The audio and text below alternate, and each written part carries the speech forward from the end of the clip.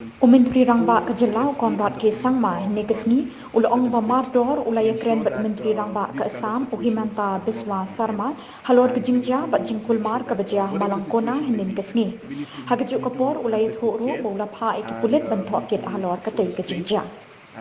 We have asked our police to investigate on this issue, and last evening itself I had a discussion with the Honorable Chief Minister of Assam, and he has assured me that necessary instructions will be given to the SP and the police of the district to ensure that these kind of situations do not happen again, and we need to make sure that whatever the situation may be, we need to handle it with care, and we need to show restraint.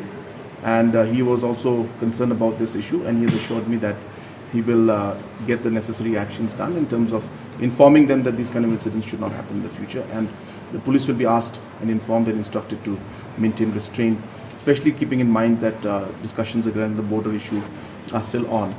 So therefore, to avoid any kind of confusion and any aggravation of situation, these kind of acts should be avoided.